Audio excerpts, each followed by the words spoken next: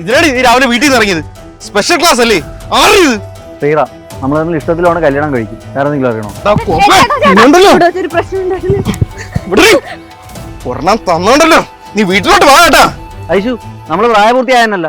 പ്രേമിക്കുന്ന ബാക്കി വന്നിരിക്കുന്നത് തെറ്റൊന്നുമല്ല. അതിന്റെ പേരിൽ നിന്റെ ദേഹത്തെ ഏതെങ്കിലും തൊട്ടാ അവന് കോടതിയിൽ നിന്ന് ഇറങ്ങാൻ സമയം കാണൂല.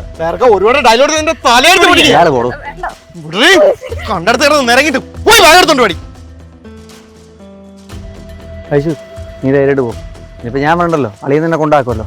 പാടിക്കോട്ട് ഡേ, എന്ത് വന്നാലും ഞാൻ ഉണ്ട് കൂടെ. അത് ശരി. ഡേയ്, അപ്പൊ ഇത്രയൊക്കെ ഷോ ഇറക്കാൻ സ്ഥിതിക്കേ നമുക്ക് അവളെ വിളിച്ചിറക്കിണ്ടെങ്കിൽ വന്നാലേ? അത് വേണോ? നമുക്ക് അവിടെ സെറ്റ് കമ്പനികളാണ് കേട്ടാ. നീ ഒന്ന് മൂലയെ ഞാൻ അവളെ മുമ്പ് കൊണ്ട് വെച്ചിരും. ആണോ? പിന്നെ അല്ലേ. നിനക്ക് നമ്മുടെ ജയറാമിന്റെ പെണ്ണിന്റെ ഏരിയ അറിഞ്ഞൂടെ? നല്ല കാലിപ്പേരിയല്ലേ. ഞാൻ ഒറ്റയ്ക്ക് പോയാണ് പെണ്ണിനെ ഇറക്കിക്കൊണ്ടുപോകുന്നത്. അളിയാ, അവളുടെ വീട്ടിലാണ് ഈ സീനായിട്ട് ഫോൺ പിടിച്ചു വെച്ചൊക്കെയാണ്. എങ്ങനെയെങ്കിലും ഒരു ഫോൺ അവിടെ എത്തിക്കാൻ പറ്റൂ. സെറ്റാക്ക. ആരാ? ഐശ്വര്യ മേഡം അല്ലേ? ഒരു കൊറിയർ ഉണ്ടായിരുന്നേ.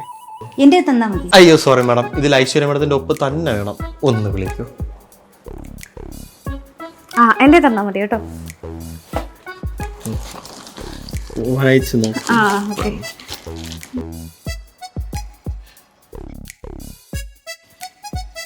ക്ലിയർ അല്ലേ?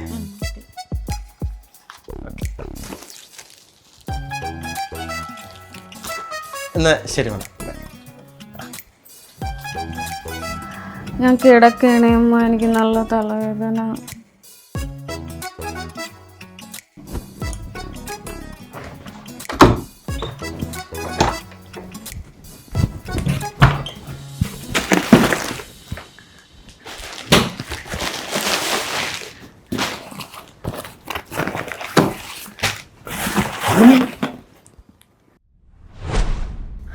രജിസ്റ്റർ മാരേജാ?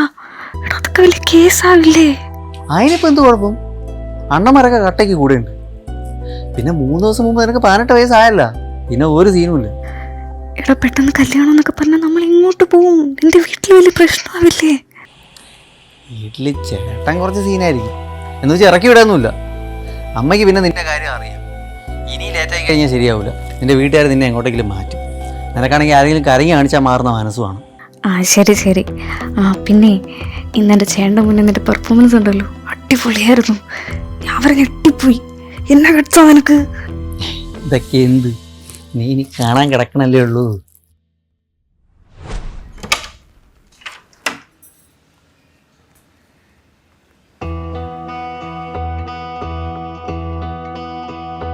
ആരമ്മ? നീ എന്ത് തെണ്ടിത്തരടായി കാണിച്ചേ? എന്ത്? കല്യാണം കഴിക്കുന്ന അത്ര വലിയ തെറ്റാണോ? അല്ലടാ, ജോലിയില്ല, കൂലിയില്ല, കുടുംബം എന്താണെന്ന് നിനക്കറിയാമോ? നീ കല്യാണം കഴിക്കുന്ന വലിയ കാര്യമാണല്ലോ. നാട്ടുകാർ കേക്കട്ടമ്മ, എന്ത് കുഴപ്പം? പാലുകൂടി മാറാത്ത ഒരു ചെറുക്കം എവിടെ കിടക്കുന്ന പെണ്ണിനെ വിളിച്ചോണ്ടെന്നാ അറിയിട്ടെല്ലാരും. അമ്മ ഒറ്റ ഒരാളാണ് ഇവൻ എല്ലാത്തിനും വളമിച്ചു കൊടുക്കുന്നത്. മക്കളെ കൊണ്ട് വാ. നീ ഇനി അവനെ ഒന്നും പറയാൻ നിൽക്കേണ്ട. അവൻ താലി കെട്ടി കൊണ്ടുവന്ന പെണ്ണാണ് അവള്. അമ്മ എന്തറിഞ്ഞിട്ടമ്മ പറയണേ? വെറുതെ ഇരുന്ന് വെട്ടി വിഴുങ്ങാനല്ല അവനെന്തോന്ന് അറിയാം. എടാ, അവന്റെ ജീവിതത്തിൽ ഒരു പെണ്ണ് വന്നില്ലേ, ഇനി അവന്റെ കുട്ടികളെല്ലാം മാറിക്കോളും. അമ്മയ്ക്ക് ഞാൻ പറയണം, മനസ്സിലാവണല്ലേ അമ്മ? നീ വാടി. സ്വന്തം വീട്ടിൽ കയറാൻ അനുവാദം നോക്കി എത്ര നേരം വിളിക്കണം? ഏതാ സ്വന്തം വീട്? ഇത് ഞാൻ കഷ്ടപ്പെട്ടുണ്ടാക്കിയ എന്റെ വീട്. ഇവിടെ എന്റെ ചെലവിന് കഴിയണ വെറും ഒരുത്തം മാത്രമാണ് നീ. എടാ, ഒന്ന് ചുമ്മാ ഇരി. മോള് വാ.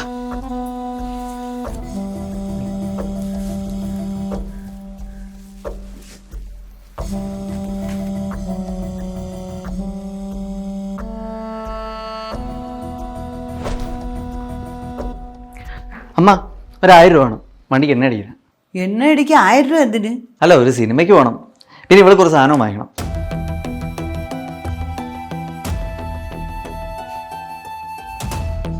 നീ ഇങ്ങ് വാ. നീക്കെന്താ പറഞ്ഞ? എന്തമ്മ? എടാ, നിന്റെ ഉദ്ദേശം എന്തോന്ന്? കല്യാണം കഴിഞ്ഞ് 2 മാസമായി. ഇനി ഇവിടെ നിന്ന് ചെലവിന് വാങ്ങാന്നാണോ? ഇതേ എന്റെ പൈസയൊന്നും അല്ല, നിന്റെ ചേട്ടന്റെ പൈസയാണ്. അമ്മയ്ക്ക് ഇപ്പൊ പൈസ തരാൻ പറ്റൂല്ലേ? നീ എങ്ങനെയെങ്കിലും സപ്ലൈ ചെയ്ത് ജോലിക്ക് പോകാൻ നോക്ക്. നാട്ടുകാർ ഓരോന്ന് പറയരുതാ. പിന്നെ നാട്ടുകാരുടെ സർട്ടിഫിക്കറ്റ് കിട്ടിയിട്ടല്ലേ എനിക്ക് ജീവിക്കാൻ. ഞാൻ ഒരു മാന്യതയുടെ പുറത്ത് ചോദിച്ചതേ ഉള്ളൂ. അത് ചിട്ടിയുടെ പൈസ അമ്മ ചിട്ടിക്കൊക്കെ പിന്നെ കൊടുക്കാന്ന്. ഞാൻ പോയിട്ട് വരാം. ചേച്ചി, ഇതെന്റെ കസിനാ ആര്യേച്ചി.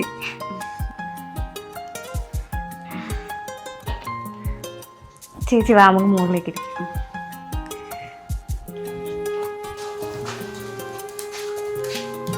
ഓരോന്നിനും വരാൻ കണ്ട സമയം.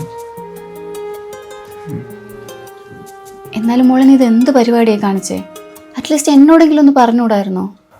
അത് ചേച്ചി അപ്പോഴത്തെ ഒരു സാഹചര്യത്തിൽ. എടി, നിനക്ക് 18 വയസ്സായതേ ഉള്ളൂ. ലൈഫിനെ പറ്റി എന്തറിയാം? അതൊക്കെ പോട്ടെ, അവൻ്റെ കാര്യം. ചേച്ചി അവനെന്നെ ജീവനാ, അതുകൊണ്ടല്ലേ ഈ റിസ്ക് ഒക്കെ എടുത്തേ. റിസ്ക്? ജോലിയില്ല, കൂലിയില്ല, രണ്ടിനും. എങ്ങനെ ജീവിക്കുമെന്നാണ്? നാളെ നിനക്കൊരു പാഡ് വാങ്ങണമെങ്കിൽ അവന് വാങ്ങിച്ചു തരാൻ പറ്റുമോ? ചേച്ചി എനിക്കൊരു ജോലി ശരിയാക്കി തരാൻ പറ്റുമോ? എന്നെ കൊണ്ടൊന്ന് പറയിപ്പിക്കല്ലേ. ഡിഗ്രി ഫസ്റ്റ് ഇയർ പോലും കംപ്ലീറ്റ് ആക്കുന്നതിന് മുമ്പ് കല്യാണം. പുള്ളിക്കാരിക്ക് ഒരു പ്രത്യേക സാഹചര്യത്തിൽ ഡിഗ്രി കംപ്ലീറ്റ് ചെയ്യാൻ പറ്റിയില്ല. +2 ക്വാളിഫിക്കേഷനേ ഉള്ളൂ. അതുപോലെ ഇപ്പോൾ പെട്ടെന്നൊരു ജോബിൽ കയറിയേ പറ്റുള്ളൂ എന്നുള്ള സിറ്റുവേഷനാണ്. ആക്ച്വലി മാഡം, ഒരു 3-4 കൊല്ലം കഷ്ടപ്പെട്ട് പഠിച്ചു ഡിഗ്രി എടുത്ത് അത് കഴിഞ്ഞ് ജോബ് സെർച്ച് ട്രെൻഡൊക്കെ ഇപ്പോൾ പോയി. ഇപ്പോഴത്തെ +2 പിള്ളേർക്കൊക്കെ ഇൻഡസ്ട്രി ഡിമാൻഡുള്ള 6 മന്ത് 1 ഇയർ കോഴ്സാണ് പ്രിഫർ ചെയ്യുന്നത്. ഇപ്പോഴാണെങ്കിൽ ഹോസ്പിറ്റലിന് ഹെൽത്ത് കെയർ സെക്ടറിൽ ഹ്യൂജ് ഓപ്പർച്യൂണിറ്റീസ് ആണുള്ളത്. പക്ഷെ ഞാൻ +2 സയൻസ് അല്ല കൊമേഴ്സാണ് പഠിച്ചത്. അയ്യോ സാരമല്ല മാഡം, സയൻസ് ബാക്ക്ഗ്രൗണ്ട് ഇല്ലാത്തവർക്കും നമ്മുടെ ഹോസ്പിറ്റൽ അഡ്മിനിസ്ട്രേഷൻ കോഴ്സ് പഠിച്ച് ഒരു ഹോസ്പിറ്റലിൻ്റെ ഓവറോൾ ഓപ്പറേഷൻസ് മാനേജ് ചെയ്യുന്ന റോളിലോട്ട് കരിയർ സെറ്റ് ചെയ്യാൻ പറ്റും. അതെ, ഇപ്പോൾ ഞാൻ ഹസ്ബൻഡിൻ്റെ വീട്ടിലാണ് ഉള്ളത്. അപ്പോൾ കോഴ്സിൻ്റെ കൂടെ തന്നെ പാർട്ട് ടൈം ജോബും ചെയ്യാനുള്ള ഓപ്ഷൻ എന്തെങ്കിലും ഉണ്ടോ? ജോബ് വളരെ അർജൻറ്റ് ആയതുകൊണ്ടാണ്. മാം, ഇവിടെ പഠിച്ചുകൊണ്ട് തന്നെ പാർട്ട് ടൈം ജോബ് ചെയ്യുന്ന കുറേ സ്റ്റുഡൻസ് ഉണ്ട്. അതൊക്കെ നമുക്ക് റെഡിയാക്കാം. പിന്നെ മാം, ഈ കോഴ്സിൻ്റെ മെയിൻ ഹൈലൈറ്റ് എന്ന് വെച്ച് കഴിഞ്ഞാൽ മെജോറിറ്റി ഓഫ് ഹോസ്പിറ്റൽസ് യൂസ് ചെയ്യുന്ന HIS സോഫ്റ്റ്വെയറിൻ്റെയും ടാലി മൊഡ്യൂളിൻ്റെ ട്രെയിനിങ് വരും. പിന്നെ നിങ്ങൾക്ക് കോഴ്സ് കഴിഞ്ഞാൽ കിട്ടാൻ പോകുന്നത് UK ബേസ്ഡ് BSMT സർട്ടിഫിക്കേഷനാണ്. ഇനി നിങ്ങൾക്ക് എബ്രോഡ് പോകാനാണ് താല്പര്യമെങ്കിൽ ദുബായിൽ ഇന്റേൺഷിപ്പ് ഓപ്പർച്യൂണിറ്റീസ് ഞങ്ങൾ കൊടുക്കുന്നുണ്ട്. എടി, അങ്ങനെയാണെങ്കിലേ ശ്രീറാമിനോട് ഇതുപോലെ ഒരു കോഴ്സ് ചെയ്യാൻ പറ. മാഡം, ഇവിടെ ഹോസ്പിറ്റൽ അഡ്മിനിസ്ട്രേഷൻ കൂടാതെ logistics and supply chain management, accounting, office administration, അങ്ങനെ ജോബ് ഓറിയൻറ്റഡ് ഒരുപാട് കോഴ്സസ് ഉണ്ട്. പുള്ളിക്കാരോട് ഒന്ന് വരാൻ പറഞ്ഞാൽ മതി. 100% ജോബ് പ്ലേസ്മെൻറ്റ് സപ്പോർട്ടും ഞങ്ങൾ തന്നെ കൊടുക്കും. ആണോ? അങ്ങനെയാണെങ്കിൽ നിങ്ങൾ ഉടനെ അഡ്മിഷൻ്റെ കാര്യം നോക്കാം. ശരി, thank you ma'am. Thanks for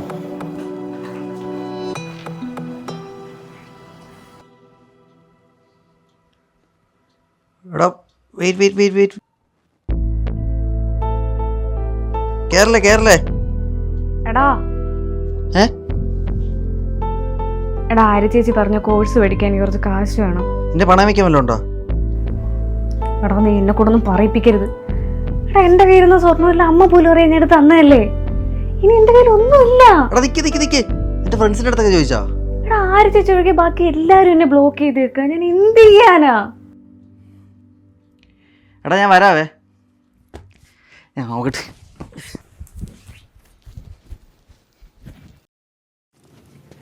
അമ്മ, പിന്നെ അവൾക്കൊരു കോഴ്സ് ചെയ്യണം. അത് കഴിഞ്ഞാൽ ജോലി ഉറപ്പാ. അത് നല്ല കാര്യമല്ലേടാ. അതുപോലെ നീ എന്തെങ്കിലും ഒന്ന് നോക്ക്. അത് നോക്കാം. അതല്ല, അതിന് കുറച്ച് പൈസ വേണം. ഒന്ന് സെറ്റാക്കി തരുമോ? നിനക്ക് നാണോ ഇല്ലേടാ? എടാ, അറ്റ്ലീസ്റ്റ് നാട്ടുകാരെ ബോധിപ്പിക്കാൻ ഇനി നിനക്കൊരു ജോലിക്ക് വയ്ക്കൂടെ? ഒരു കാര്യം ഞാൻ പറയാം, ഇത്രയും നാൾ നിനക്ക് വേണ്ടി ഞാൻ ചെലവാക്കിയ കാശ് എനിക്ക് നഷ്ടമാണ്. ഇതിന്റെ ഭാര്യയും കൂടെ പഠിപ്പിക്കാനും നിന്നെ കൊണ്ട് പറ്റൂല. നീ ആരാടാ ഈ നോക്കി പേടിപ്പിക്കണേ? അമ്മ, അവൻ പറഞ്ഞോട്ടല്ലോ. ഇത്രയും നാളെ അനിയനെ നോക്കിയിട്ട് കണക്കാണ് അവൻ പറഞ്ഞുകൊണ്ടിരിക്കണേ. എടാ, നിനക്ക് അത്ര ദണ്ണമാണെങ്കിൽ നീ നിന്റെ ഭാര്യയും വിളിച്ചോണ്ടെങ്കിൽ പോടാ. എടാ, മതി, നിർത്ത്. എനിക്കിവിടെ ഒരുത്തന്നെ അവതാരം പറ്റി അങ്ങനെ ജീവിക്കണ്ട. ഞാൻ പോണു. അമ്മ, വേണ്ട. നീ നമ്മളീ വീട്ടിൽ നിൽക്കണില്ല. നീ ബാഗ് എടു.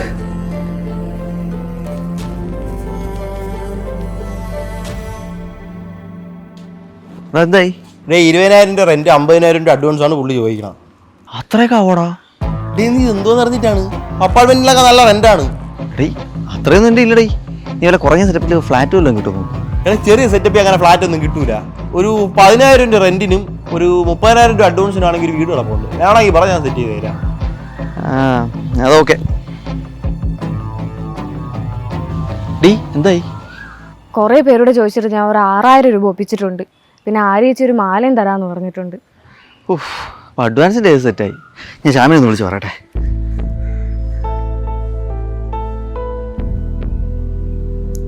എടാ, നീ വിശക്കുന്ന, നീ എണീക്കുന്നില്ലേ? എടാ, എനിക്ക് വിശക്കുന്നെ. ഞാൻ അടുക്കളയിൽ പോയി വല്ലതും ഉണ്ടാക്കും. എന്തുണ്ടാക്കാൻ? ഇവിടെ അടുക്കള മാത്രമേ ഉള്ളൂ, ഗ്യാസും പാത്രമൊന്നും ഇല്ല. ഉണ്ടെങ്കിൽ തന്നെ എനിക്കൊന്നും ഉണ്ടാക്കാനും അറിഞ്ഞൂടാ. ഇത്രയും നാളായിട്ട് ഇതൊന്നും അറിഞ്ഞൂടെ?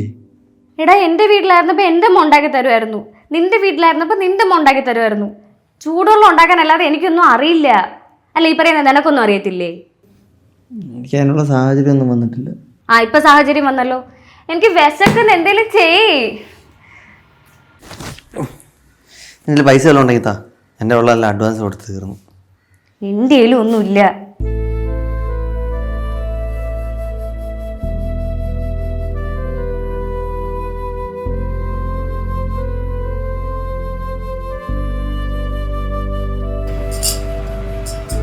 ചേട്ടാ, ദോശ ഉണ്ടോ?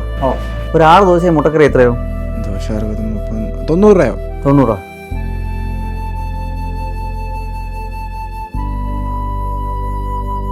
ചേട്ടാ, ഒരു മിനിറ്റ്.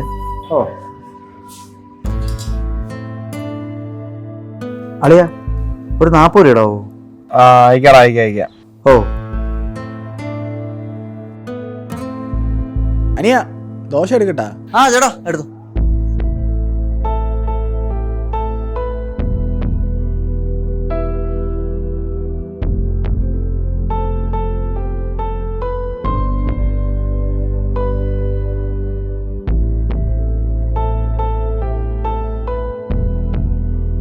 അളിയ, നീ ഇട്ടില്ലേ? പൈസ വന്നില്ല. ആടാ, ഞാൻ വിട്ടോടാ, ഇപ്പൊ ഇടാം. പിന്നെ ഇതൊരു പതിവാക്കല്. ഓടാ.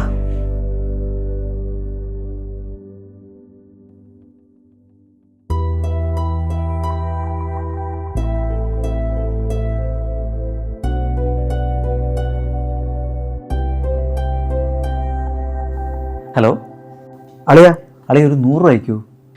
നീ വാങ്ങിച്ച പൈസ ആദ്യം ഇടറേ, കൊറേ ആയി. അളിയ, ഞാൻ ഇടാ അളിയ, ഇടാം. ഇല്ല അളിയാ, നീ വൈ.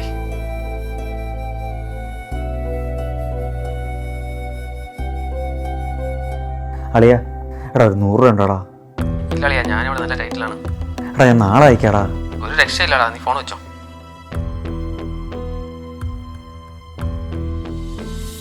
നിക്ക്. ഞാൻ പോട്ട്. വെയിറ്റ്. അളി, നീ കയറല്ലേ. ഞാൻ പറഞ്ഞതാണ് വേണ്ട, കേറണ്ട. ശ്രീറാം, എന്താ നിന്റെ ഉദ്ദേശം? എന്നിങ്ങനെ മറ്റുള്ളവരുടെ കയ്യിൽ നിന്ന് കാശ് വാങ്ങിച്ച് ജീവിക്കാനാണോ? ഞാൻ പിന്നെ എന്ത് ചെയ്യണമെന്നാണ് നീ പറഞ്ഞത്? എടാ, നിന്റെ ഒരു ബൈക്കില്ലേ? നിനക്ക് എന്തെങ്കിലും ഫുഡ് ഡെലിവറി ജോലിയെങ്കിലും നോക്കിക്കൂടെ? എത്ര കാലം എന്ന് പറഞ്ഞാൽ നമ്മൾ ഇങ്ങനെ ജീവിക്കുന്നേ? ഞാനും എന്റേതായുള്ള രീതിക്ക് എന്തെങ്കിലും ജോലി നോക്കാം. നല്ല കാര്യം, നീ എന്തെങ്കിലും ചെയ്യും. എടി പ്ലീസ് എടി, കുറച്ച് കാശ് എങ്ങനെയെങ്കിലും മറിച്ചു തരാൻ പറ്റുമോ? ഞാൻ അടുത്ത മാസം എന്തായാലും തരാം. എടി, ഒരു രക്ഷയില്ലടി, സോറി. അന്ന് നിനക്ക് പണയം വെക്കാൻ മാല എടുത്തു തന്നെ എൻ്റെ അമ്മ അറിഞ്ഞപ്പോൾ എന്നെ കൊന്നില്ലെന്നേ ഉള്ളൂ. എങ്കിൽ സാരമില്ലടി, ഞാൻ വേറെ എന്തെങ്കിലും വഴി നോക്കാം.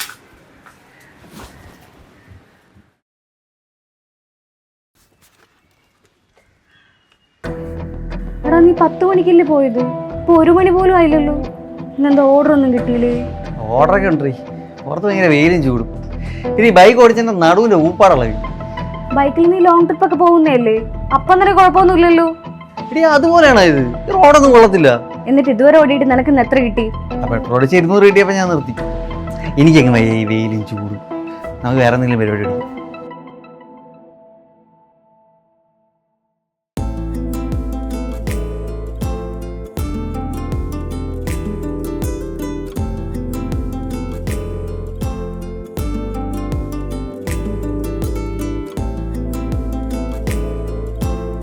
ഒരു അരമണിക്കൂറിൽ എത്തി എളിയാ ഞാൻ. എന്തോന്നടേ നീ? എത്ര നേരം കൊണ്ട് ഞാൻ അവിടെ വെയിറ്റ് ചെയ്യണം. ഫണ്ടൊന്ന് സെറ്റ് ആക്കട്ടാ, അടങ്ങ് നീ. ഓ, എപ്പോൾ വിളിച്ചാലും നീ അങ്ങനെ പറഞ്ഞു കേട്ടാ. ഇനി 1/2 മണിക്കൂറിൽ നീ ഇവിടെ പൈസ കൊണ്ടുവന്നോണം കേട്ടല്ലേ. പറഞ്ഞു നീ ഇതെവിടെ പോകുന്നു? എടി, ഒരു അരമണിക്കൂർ ഞാൻ പോരാ. നിനക്ക് സാലറി വന്നോ? വന്നു. ATM പറഞ്ഞു, ഞാൻ വന്നിട്ട് എന്തിന്? താ. നീ ഇതെവിടെ പോവാ? എന്താ പറഞ്ഞു ഒരു അരമണിക്കൂർ എടാ എങ്ങോട്ട് പോവാന്ന് പറ. വരുന്നില്ല.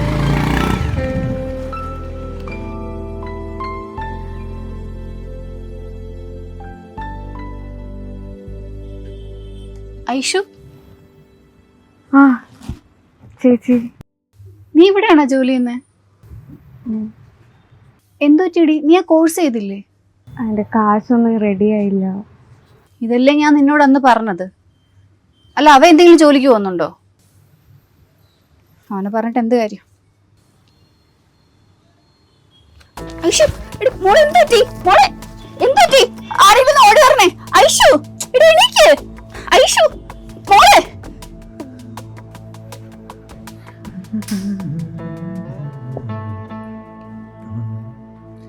ആ ഇവിടെ എങ്ങനെയുണ്ട്? ഓക്കെ അല്ലേ ഇപ്പോൾ? ഇപ്പൊ കുഴപ്പമൊന്നുമില്ല. ഞാൻ തലാറാൻ കിടന്നിട്ടൊന്ന് വിളിക്കാൻ വരാൻ പറഞ്ഞിട്ട് നിനക്ക് വയ്യല്ലേ? അതെങ്ങനെ? ഞാൻ അതിലോട്ടൊരു അത്യാവശ്യമായിട്ട് നിൽക്കുകയായിരുന്നില്ലേ? നിനക്ക് വേറെ കുഴപ്പമൊന്നുമില്ലല്ലോ. എടാ, എനിക്കൊരു കാര്യം പറയാനുണ്ട്. നമുക്കിടയിൽ മൂന്നാമതൊരാളും കൂടെ വരാൻ പോവാ.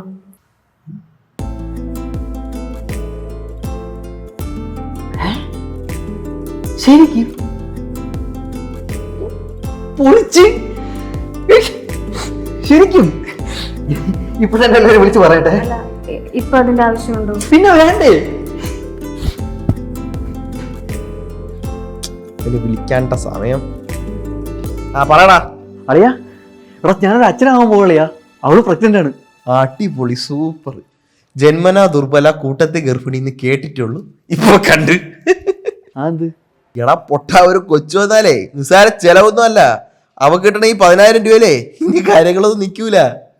എന്തോന്നറിയാ, ഇത്തിരി ഇല്ലാത്ത പാല് മാത്രം കുടിക്കുന്ന കൊച്ചിന് എന്തോന്ന് ചെലവ്? എടാ നീ കിളിയാടാ. എടാ കൊച്ചന്റെ ഡൈപ്പർ, ഡ്രസ്സ്, അവക്കുള്ള ചെലവ്. ആ പിന്നെ അവള് പ്രസവിച്ച് കിടക്കുമ്പോ പിന്നെ കുറച്ചു നാളത്തേക്ക് ജോലിക്ക് പോകാനൊന്നും പറ്റത്തില്ല. അപ്പൊ നീ എന്തോ എടുത്തിട്ട് വിഴുങ്ങും? കൊച്ചിനെ എടുത്തോണ്ട് റോഡി ഇറങ്ങി തെണ്ടോ? എടേ, ഇനി കള്ളച്ചോണ്ട് വീട്ടിയിരിക്കാനൊന്നും പറ്റൂല. മര്യാദ പോലെ ജോലിക്ക് ഇറങ്ങി പൊക്കോണം. അല്ലേ നീ ഫോൺ പോയി.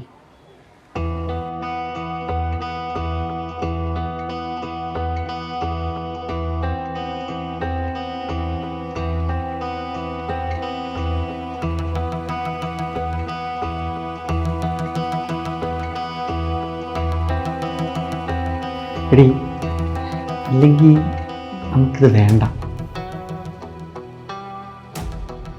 വേണ്ടേ?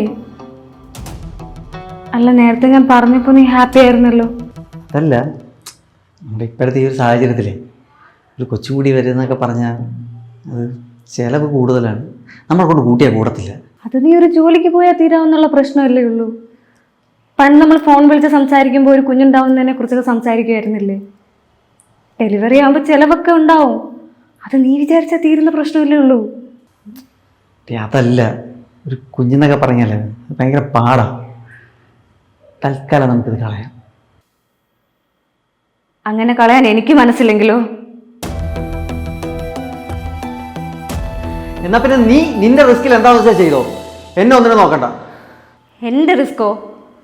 ഞാൻ ഒറ്റയ്ക്ക് ഉണ്ടാക്കി വെച്ചതാണോടാ ഇതൊക്കെ? ഞാൻ അതല്ല പറഞ്ഞ. നീ കൂടുതൽ കിടന്നെ ഉരുളണ്ട. നിനക്ക് ജോലിക്ക് പോവാനോ ഈ കുട്ടിയുടെ ഉത്തരവാദിത്തം ഏറ്റെടുക്കാനോ നിനക്ക് വയ്യ, അത്ര തന്നെ. കയ്യിൽ 5 പൈസ ഇല്ല, പിന്നെ ഞാൻ ഇതിനൊക്കെ എവിടെ നിന്ന് വെച്ച് നോക്കാനാ? വെറുതെ റൂമിൽ കയറി കുത്തിയിരുന്ന് ഗെയിം കളിച്ചാൽ കാശ് ഉണ്ടാവില്ല. അതിന് ജോലിക്ക് പോകണം. അല്ലാതെ ഞാൻ സമ്പാദിക്കുന്നതിന് കൂട്ടിയെടുത്തിട്ടല്ല നീ ജീവിക്കേണ്ടത്. നീ ഇവിടുന്ന് മറ്റേ കുറെ ഉണ്ടാക്കി കൊണ്ടുവന്നോലെ. നീ ഒറ്റ ഒരുത്തി കാരണമാണ് എനിക്ക് എന്റെ വീട്ടിലിപ്പോ കയറാൻ പറ്റാത്തത്. എനിക്ക് നിന്റെ കൂടെ അവിടെ കിടന്ന് പട്ടിണി കിടക്കേണ്ട ആവശ്യമൊന്നുമില്ല. എടാ, നീ നിന്നെ കുറിച്ചല്ലാതെ എപ്പോഴെങ്കിലും എന്നെ കുറിച്ച് ചിന്തിച്ചിട്ടുണ്ടോ? നിന്റെ കൂടെ ഇറങ്ങി വന്ന ഒറ്റ കാരണം കൊണ്ട് എന്റെ വീട്ടുകാർ ഇതുവരെ എന്നോട് മിണ്ടിയിട്ടില്ല. പിന്നെ ഞാൻ തലറങ്ങി വീണത് പ്രഗ്നന്റ് ആയതുകൊണ്ടല്ല, വിശന്നിട്ടാ, ഒന്നും കഴിക്കാത്തോണ്ടാ. അക്കൗണ്ടിൽ വരുന്നേക്ക് നീ ഊറ്റിയെടുത്ത് വിടുന്ന, പിന്നെ ഞാൻ എങ്ങനെ കഴിക്കാനാ? ഞാൻ പ്രഗ്നന്റ് ആണെന്ന് കള്ളം പറയുമ്പോഴെങ്കിലും നീ ജോലിക്ക് പോകുന്നു വിചാരിച്ച്. എവിടെ നിന്ന്? സോറി. ഞാൻ എന്ത് സോറി? എനിക്കിതിന്റെ മടുത്ത്. എന്റെ വീട്ടിലേക്ക് പോവാ. അവർ ചിലപ്പോ എന്തേലുമൊക്കെ എന്നെ കുത്തി പറയുമായിരിക്കും, പക്ഷെ സാരമില്ല. ഞാൻ ചെയ്ത തെറ്റിന്റെ കൂലിയായിട്ട് ഞാൻ എടുത്തേക്കാം. എടാ, ഒരു ജീവിതമേ ഉള്ളൂ. അത് നിന്റെ കൂടെ നീറി ജീവിക്കാൻ ഞാൻ ഉദ്ദേശിക്കുന്നില്ല.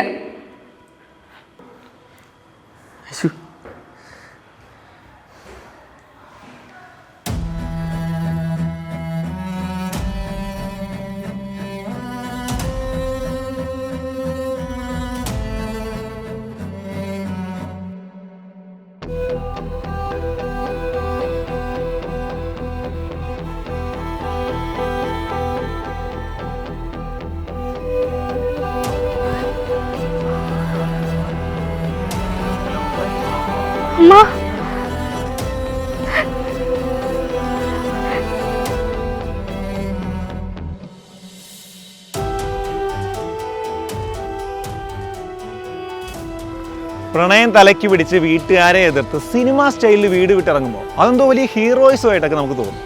അതുപോലെ ജീവിതകാലം മൊത്തം സന്തോഷത്തോടെ ജീവിക്കാൻ ഈ പ്രണയം മാത്രം മതിയെന്ന് നമുക്ക് തോന്നും. പക്ഷേ ഒരുമിച്ച് ജീവിച്ചു തുടങ്ങുമ്പോൾ മാത്രമേ യഥാർത്ഥ റിയാലിറ്റി എന്താണെന്ന് നമ്മൾ അറിയും. ഈ സ്നേഹം കൊണ്ട് മാത്രം വിശപ്പടക്കാനും വീട്ടുവാടക അടയ്ക്കാനും കറണ്ട് ബില്ലും വൈഫൈ ബില്ലും അടയ്ക്കാനൊക്കെ പറ്റൂലെന്നുള്ള തിരിച്ചറിവുണ്ടാകുമ്പോഴാണ് പലർക്കും ബോധം തന്നെ വയ്ക്കുന്നത്. നിയമപരമായി പ്രായപൂർത്തിയായി അല്ലെങ്കിൽ 18-21 വയസ്സായി എന്ന് വെച്ച് ഒരു കല്യാണം കഴിക്കാനും കുടുംബം നോക്കാനുള്ള മെച്യൂരിറ്റി ആയി എന്നല്ല അതിൻ്റെ അർത്ഥം. ഈ ഒരു പക്വത ഇല്ലാത്തതുകൊണ്ട് തന്നെയാണ് പലപ്പോഴും ഇത്തരം വിവാഹങ്ങൾ വൻ പരാജയങ്ങളായിട്ട് മാറുന്നത്. ഈ ചിത്രത്തിലൂടെ പ്രണയിക്കുന്നതും പ്രണയിക്കുന്ന ആളുടെ കൂടെ ജീവിക്കാൻ ശ്രമിക്കുന്നതും തെറ്റാണെന്നൊന്നും അല്ല നമ്മൾ പറഞ്ഞു വരുന്നത്. അതിനു മുമ്പ് നിങ്ങൾ സ്വന്തം കാലിൽ നിൽക്കുക, നിങ്ങളുടെ ഡ്രീംസും ഗോൾസും എന്താണെന്ന് ക്ലിയർ ആക്കുക, എന്നിട്ട് നല്ലൊരു കരിയർ സെറ്റ് ചെയ്തെടുക്കുക. ഒരു കുടുംബത്തിൻ്റെ റെസ്പോൺസിബിലിറ്റി മൊത്തം ഏറ്റെടുക്കാൻ മാനസികമായും സാമ്പത്തികമായും തയ്യാറായതിനു ശേഷം മാത്രം ഒരു വിവാഹത്തിനെക്കുറിച്ച് ചിന്തിക്കുക. സിനിമകളുടെ പ്രണയമല്ല, യാഥാർത്ഥ്യങ്ങളാണ് നമ്മൾ നേരിടേണ്ടി വരുന്നതെന്ന് എപ്പോഴും ഓർക്കുക. എല്ലാവർക്കും ഒത്തിരി സന്തോഷം നേർന്നുകൊണ്ട് താങ്ക് യു. പുതിയ തലമുറയെ പക്വതയോടുള്ള തീരുമാനങ്ങൾ എടുക്കാൻ ഇത്തരം വീഡിയോസ് സഹായിക്കുമെന്ന് നിങ്ങൾ വിശ്വസിക്കുന്നുണ്ടെങ്കിൽ SK ടോക്സിൻ്റെ യൂട്യൂബ് ചാനൽ സബ്സ്ക്രൈബ് ചെയ്യുക, SK ടോക്സിൻ്റെ ഫേസ്ബുക്ക് പേജ് ഫോളോ ചെയ്യുക. Thank you. ഉയർന്ന നിലവാരമുള്ള നിലക്കടല എണ്ണ, മന്ത്ര ഗ്രൗണ്ട്നട്ട് ഓയിൽ, ഇതയം നൽകുന്ന ലക്ഷ്യം ജോലി പഠിക്കൂ ആദി ഇൻസ്റ്റിറ്റ്യൂട്ട്.